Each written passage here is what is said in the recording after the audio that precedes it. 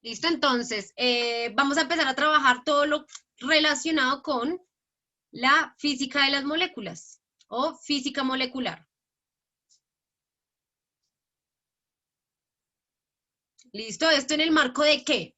De entender que el universo no solamente está compuesto por las cosas de nuestra dimensión, ni tampoco solamente por las cosas de nuestra dimensión o las más grandes que logramos ver como en los cuerpos celestes, sino también hay pequeñas cositas que a pesar de que se escapen de nuestros sentidos, o sea, que no los podamos ver, que de pronto no los podamos percibir, pues ahí están, y los podemos ver y podemos evidenciarlos gracias a los efectos que tienen a gran escala.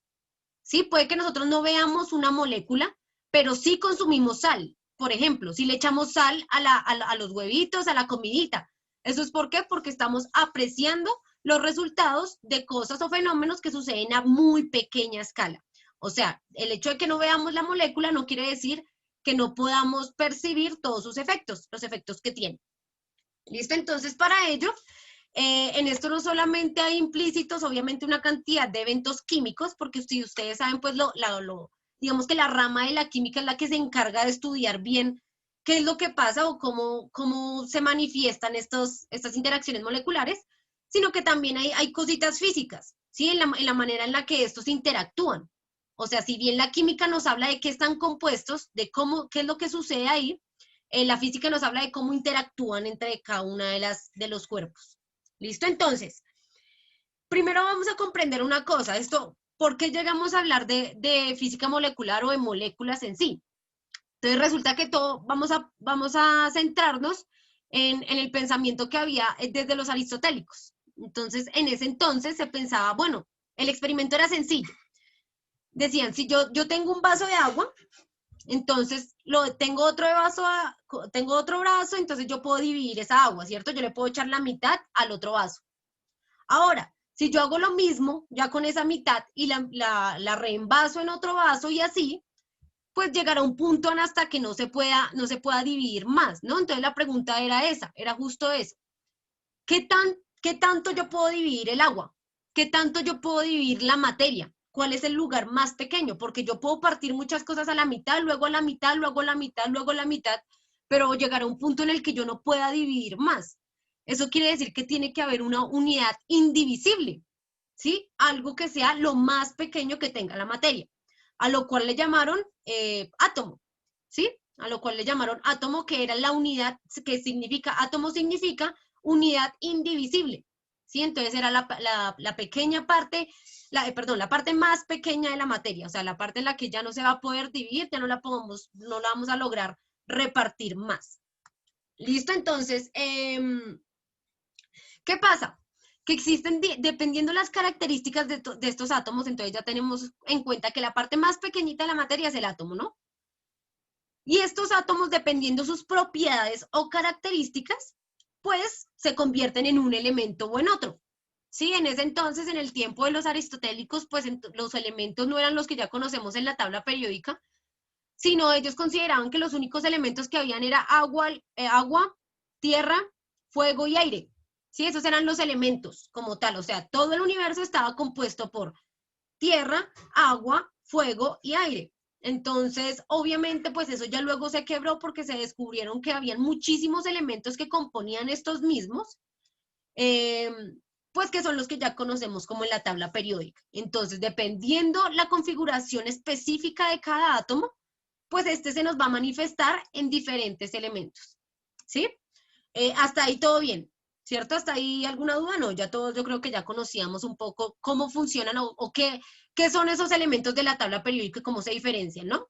Se diferencian gracias a que son características particulares entre cada uno de los átomos. Entonces, lo que pasa es que esos elementos es muy importante tener en cuenta el hecho de que solamente 15, aproximadamente 15, nada más son los que son vitales para la vida. ¿Sí? ¿Cuáles son esos 15? Yo acá los anoté. Tenemos el carbono, el hidrógeno, el oxígeno. Yo creo que los voy a anotar acá para que ustedes también los tengan presentes. Tenemos el carbono, tenemos el hidrógeno. ¿Cómo se simboliza el carbono? Sí. Listo, C. Sí, señores. Tenemos el hidrógeno. Hidrógeno hidrógeno que se simboliza con la letra H. Muy bien. Tenemos el oxígeno.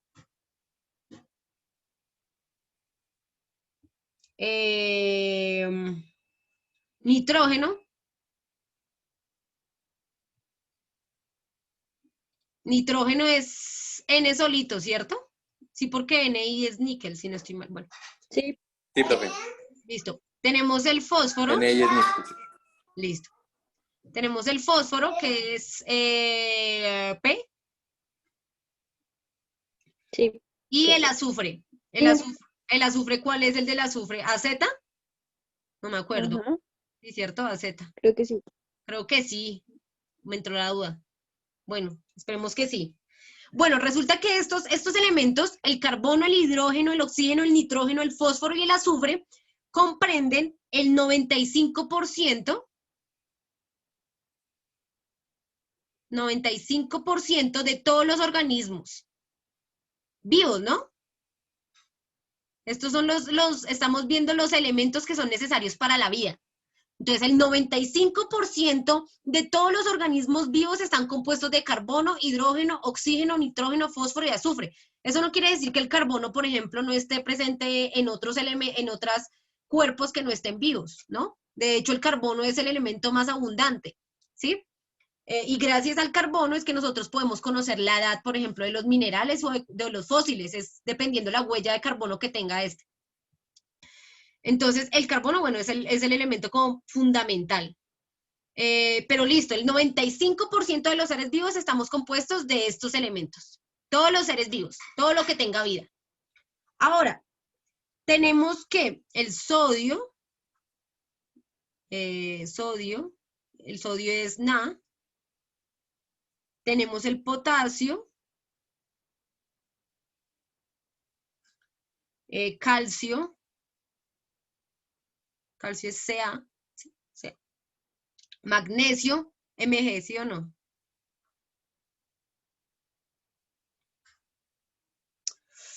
Y cloro. Tenemos estos elementos, estos otro tipo de átomos. Estos de acá, sodio, potasio, calcio, magnesio y cloro, hacen parte, son de menos del 4% de los organismos vivos. O sea, nosotros estamos compuestos por mucho menos del 4% de sodio, potasio, calcio, magnesio y cloro. ¿Listo? Y finalmente tenemos el hierro, tenemos el cobre, el flúor. Bueno, hierro es HI o H solo. Cobre es Q. Flúor es, no me acuerdo, acuérdenme, no me acuerdo. Tenemos silicio, que es SI, ese sí me acuerdo. Y zinc, que es ZN, ¿sí? Zinc. Sí. ¿Y el hierro, cuál es el del hierro? ¿Es solo H o HI? H, obvio, no puede ser H solo, entonces debe ser HI. ¿Fe? ¿Es Fe? Hierro es Fe. Fe, sí, tiene toda la... Ya, gracias. ¿Y el flúor? Y profe, azufre era ese. Ah, vea. Vea que sí. Sí tenía la duda. ¿Ese? Bueno. Queda ahí faltando el del flúor, por si alguno tiene el dato del flúor. Listo, entonces, acá para estos ya, el hierro, el cobre, el flúor, el silicio y el zinc le corresponden solamente una cantidad menor al 1% de los organismos vivos, ¿sí? Y aún hablando de que estos no siempre están presentes, no están presentes en todos los seres vivos, ¿sí? El hierro, el cobre, el flúor, el silicio y el zinc no están presentes en todos, no es una generalidad. En cambio, estos de acá sí están presentes en absolutamente todos los seres vivos. ¿Listo? Eso es importante tenerlo en cuenta, que ustedes lo tengan en cuenta. ¿Cuáles son los elementos fundamentales para la vida? Los elementos fundamentales son estos de acá, el primer grupito que corresponde al 95% de la materia orgánica. Tenemos con una cantidad de menos del 4% de estos. Y la otra, pues van a ser estos de acá, que no son tan fundamentales porque realmente no están presentes en todos los seres vivos. ¿Listo? Entonces ahora, ya que conocemos, bueno, ya que entendemos qué es un átomo, que un átomo es la parte más indivisible, o sea, lo que ya no se puede dividir de la materia, que dependiendo sus características, pues estos se manifiestan en un elemento o en otro. Entonces ahora vamos a entender un poco cómo se compone el átomo, ¿sí? Porque el átomo, como nosotros lo conocemos, como siendo la unidad indivisible, está compuesta a sí mismo de pequeñas partículas, ¿sí? Que son las partes aún más pequeñas que el átomo, pero estas no se toman como la parte indivisible porque el átomo no se puede dividir en esas partes, ¿sí? Entonces, por eso el átomo sigue siendo la estructura indivisible, pero está compuesta por pequeñas partículas, lo que conocemos como partículas. Entonces, tenemos primero el electrón. Bueno, el electrón es una partícula inestable porque como ustedes saben, el electrón puede viajar de átomo en átomo, o sea, no es como tal que se quede fijo en un lado. Entonces, el electrón es una partícula que es, bueno, que tiene carga negativa, ¿cierto? Ustedes ya saben que tiene una carga negativa. Aparte, es inestable.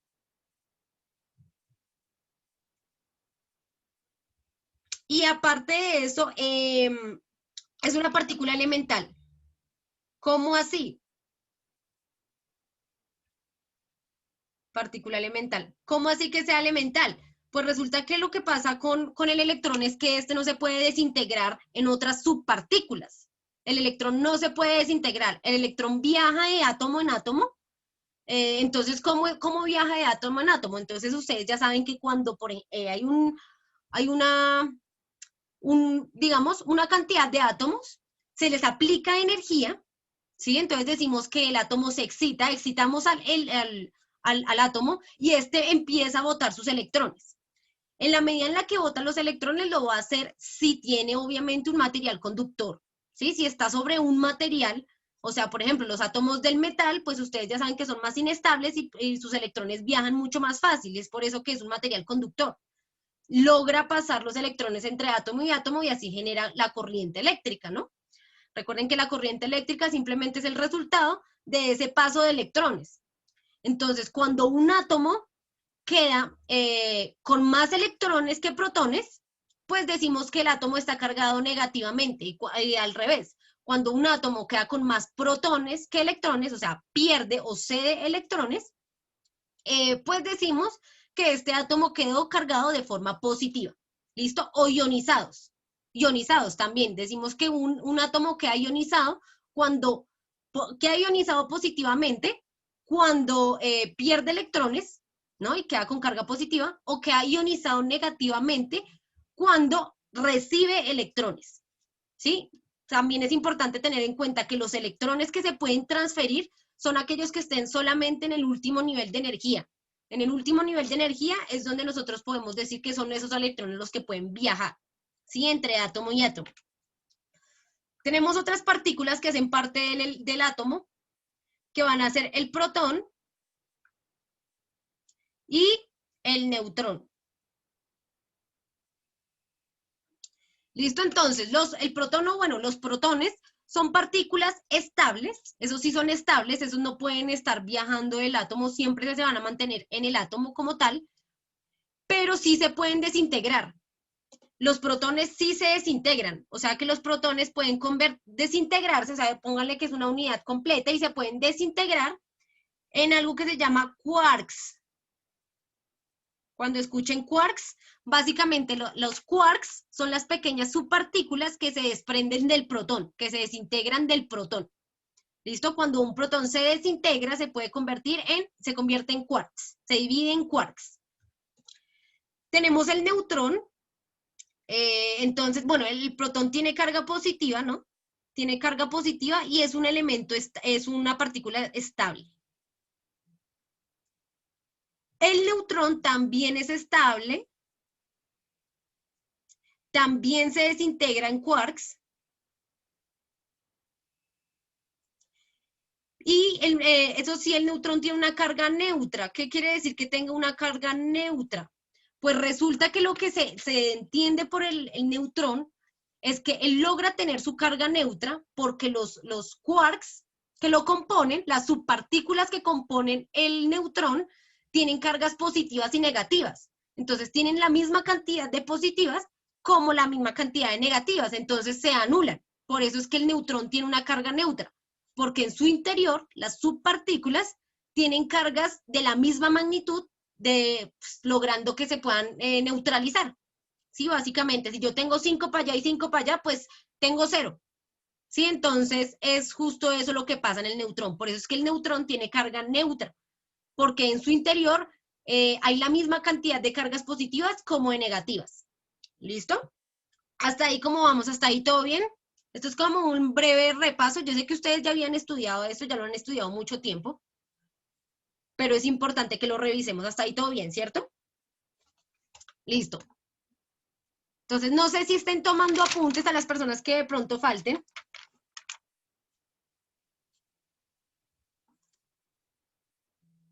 Listo, entonces. Ahora, ¿qué son las moléculas? Porque estamos hablando de física molecular. Bueno, vamos a empezar a hablar de física molecular, pero entonces, ¿qué son las moléculas? Pues básicamente estos átomos, recuerden que la materia, o sea, los átomos solamente son la parte indivisible de la materia. Pero entonces, ¿cómo formamos esta materia? ¿Cómo formamos cada uno de los cuerpos? ¿Cómo formamos una calculadora? Bueno, no, nosotros no lo hacemos, pero ¿cómo la naturaleza forma estructuras como tal? Pues eso es en base a que se empiezan a juntar los átomos y empiezan a generar conexiones o enlaces que crean moléculas. Cuando los átomos se conectan o se unen, pues van a crear moléculas. ¿Listo? Pero entonces hay dos formas de crear moléculas. O bueno, de crear los enlaces. Tenemos un enlace iónico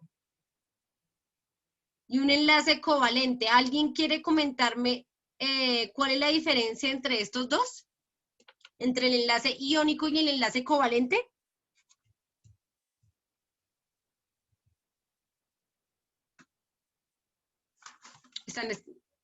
Están escribiendo, es que yo no veo acá el este. Listo, entonces Paola dice, Creo que el iónico que tiene enlaces positivos, ¿no? listo, enlaces positivos, dices tú. Listo. Paola Zamudio dice que la agrupación de átomos, la cantidad de protones y electrones, el covalente es igual a 0. Listo, entonces vamos a exactamente, si el enlace covalente no hay traspaso de electrones. Entonces vamos a abrirlo un poco más. Entonces recordemos que cuando hay energía, cuando los átomos tienen energía, pues entonces ellos empiezan a interactuar entre ellos, ¿no? Y los electrones empiezan a viajar. Entonces existen dos formas en las que tú puedes generar un enlace con diferentes átomos. Está el primero que vamos a trabajar, que es el iónico. Entonces, ¿qué es lo que pasa con el iónico? El iónico es cuando tenemos un traspaso de electrones, cuando yo pierdo, cuando el átomo pierde electrones por dárselos a otro átomo. O al revés, cuando un átomo recibe y se carga de más electrones que otro átomo botó. ¿Sí? Entonces, recuerden que cuando un átomo recibe electrones o pierde electrones, queda cargado, ya sea positivo o negativamente. Positivo en el caso en donde pierde electrones y negativo en el caso en el que gana electrones. ¿Sí? Porque pues ya sabemos, los electrones son las partículas que tienen carga negativa. Entonces, cuando generamos un enlace de este tipo, en donde tenemos un átomo, por ejemplo, voy a poner el ejemplo clásico, que es el de, entonces tenemos acá un átomo de sodio, ¿sí? Sodio, ahora me confundí con todo. Entonces, listo, este está cargado, sí, sodio, positivamente, ¿no? Entonces, digamos que tenemos un átomo ionizado, un átomo de sodio cargado positivamente. Eso quiere decir que perdió o cedió electrones. ¿A quién se los cedió? Por ejemplo, al cloro, ¿sí? Le cedió o sea, se los pasó, se los regaló, se los dio, le dio electrones que están en su último nivel de energía, se los pasó al cloro. Entonces, el cloro quedó cargado negativamente, mientras que el sodio quedó cargado positivamente, por lo que el sodio dio sus electrones y el cloro recibe esos electrones. Ellos en sí generan un enlace. ¿Por qué? Porque se atraen, porque los polos opuestos se atraen en electromagnetismo. solo en el electromagnetismo, ¿sí? Porque muchas personas como que dimensionan este concepto, no sé, como a toda la vida y no funciona así. Pero en el electromagnetismo sí, los polos opuestos se van a atraer siempre. Entonces, como el sodio queda cargado positivamente porque cede electrones y el cloro queda cargado negativamente porque recibe esos electrones, entonces ellos van a generar un enlace iónico, ¿sí? Se juntan y generan un enlace iónico conocido como cloruro de sodio en este caso. ¿Qué me dicen cuál es el cloruro de sodio? ¿Sí saben cuál es el cloruro de sodio? Esa es clásica pregunta de ICFES. ¿Qué es el cloruro de sodio? La sal de cocina. Cloruro de sodio, la sal de cocina, es la molécula que se forma, un enlace iónico entre el sodio y el cloro. ¿Listo? Ahora, ¿qué es un enlace covalente? Entonces, no todos los enlaces se producen gracias a que yo done electrones o reciba electrones. A veces lo que hago simplemente es compartir los electrones, ¿sí? Que te sirvan a ti, que me sirvan a mí, básicamente. Eso es lo que pasa en un enlace covalente. Entonces, no se ceden electrones, no cede electrones, sino que comparten electrones. ¿Con qué objetivo los comparten? Pues lo que pasa es que en los enlaces entre los átomos siempre se busca completar el octeto, ¿no? La regla del octeto, completar 8 electrones. Siempre se trata de buscar eso. ¿Por qué? Porque esto me da una estructura muy fuerte, muy fuerte. También había visto que a veces se generan unos enlaces que son duales, que no siempre se completa el octeto, sino a veces el par. Pero bueno, en eso no he ahondado mucho, entonces por el momento no los voy a confundir con eso, porque yo también estoy confundida en eso, no entiendo muy bien cómo es que funcionan ese tipo de enlaces que no completan el octeto. Pero entonces, por lo pronto, los átomos buscan entrelazarse de tal manera que tengan 8 electrones entre ellos, ¿sí? Para generar enlaces mucho más fuertes. Entonces, eso es lo que hace un enlace covalente. Nos compartimos electrones para que tú quedes con 8 y yo quede con 8. Y estos enlaces son los más estables. ¿Sí? Un enlace iónico va a ser inestable por naturaleza. De hecho, gracias a su inestabilidad es que existe la energía eléctrica. Si estos enlaces, imagínense que, por ejemplo, el enlace iónico fuera estable. Entonces, que yo te paso un electrón, tú quedas con más electrones y yo quedo con menos y fin, se acabó.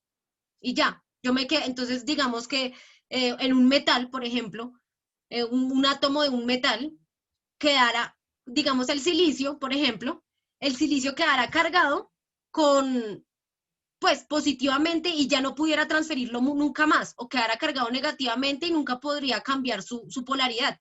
Entonces, ¿se podría generar electricidad o no? Si eso fuera así. No. No se podría generar electricidad, porque la electricidad es el resultado de esa inestabilidad, de que los electrones puedan estar volando o pasando entre átomo y átomo, de ese flujo de electrones. Si no existe ese flujo, no existe electricidad. O sea, de nada nos sirve que existan electrones si estos electrones no se están moviendo. Si los electrones no se mueven, no hay energía eléctrica. ¿Sí? La única forma en que haya energía, cualquier tipo de energía, es que haya movimiento. Eso quiere decir que si los enlaces iónicos no existieran, no tendríamos energía eléctrica. Si todos los enlaces fueran covalentes, pues no tendríamos energía eléctrica, básicamente, porque la energía eléctrica se nos da gracias a la inestabilidad que hay en los electrones en algunas transferencias. Gracias, Ernesto, por tu aporte en el chat. Gracias. Claro que sí.